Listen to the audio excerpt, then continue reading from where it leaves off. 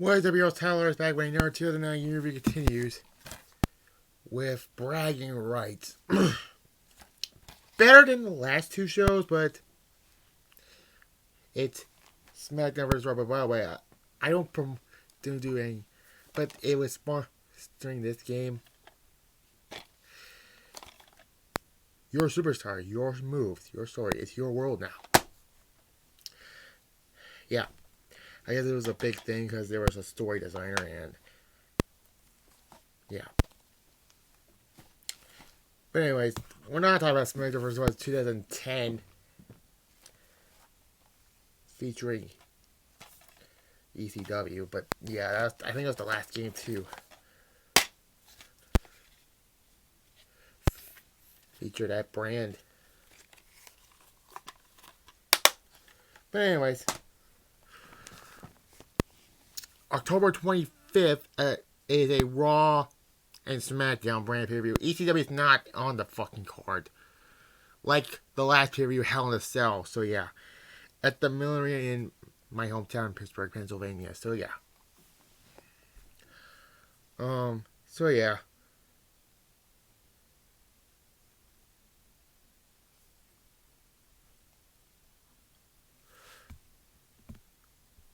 Okay. Your main event is, for the Raw side, is once again Randy Orton and John Cena. Again! In a 1 hour anything goes Iron Man match.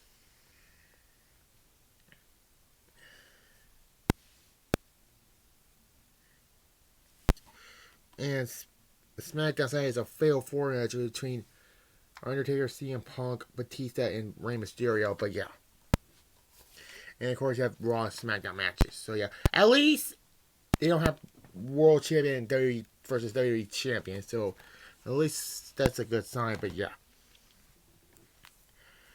Anyways, let's get on to Bright. It's a brand warfare show. So yeah. The Miz defeats John Morrison in a decent match. They were better as tag team partners instead of rivals, but they're telling me who is the money generator of the team. But it's kind of funny. 1 year later, the Miz becomes WWE champion. Morrison, well, got some chances at the title, but he couldn't win it. So yeah, 6. That's 6. It was a decent match. So Raw is 1-0.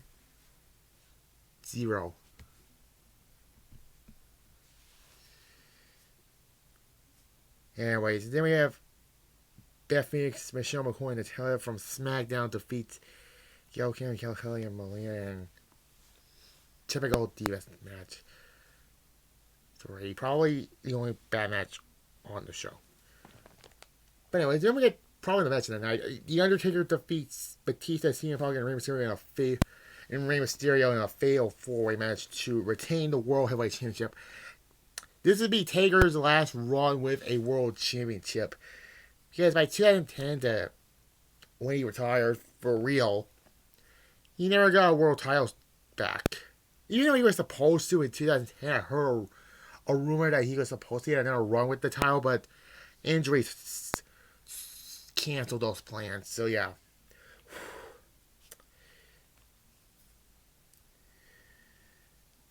Anyways. 9.5, and of course the infamous Batista heel turn, which is to be his last full run as a heel by 2014. He was only there for January to June, and 2 years ago, a brief program with Triple H. Batista screamed and saying, "I'm gonna rip your head off," and then swah hits Rey Mysterio with a clothesline, and he's choking him, and he's grabbing him by his neck and by his both hands and saying, "You're supposed to be my friend!" That was hilarious when he screamed, "You're supposed to be my friend!" And then he threw Rey Mysterio into the barricade, and that sets up their match at Survivor Series. 9.5, and then we get the final SmackDown vs. Raw match. So they're 1-1.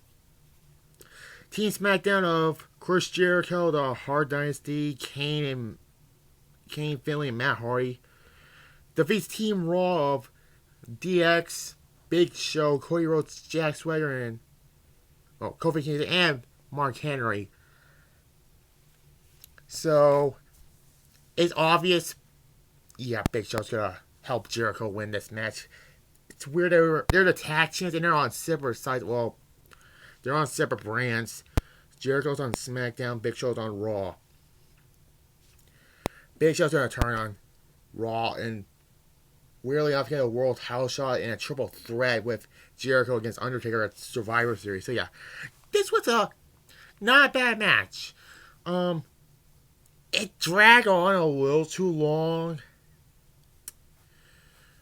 but SmackDown won 2-1 because SmackDown was the better brand than Raw at the time.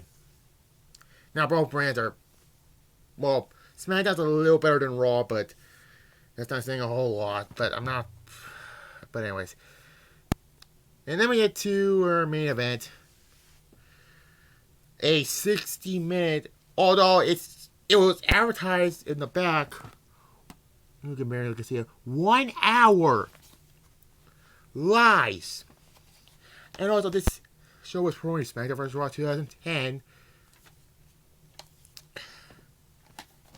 You know what? I have it on 3. I have the PS3 games now, which I'm playing it. So, but anyways, yeah.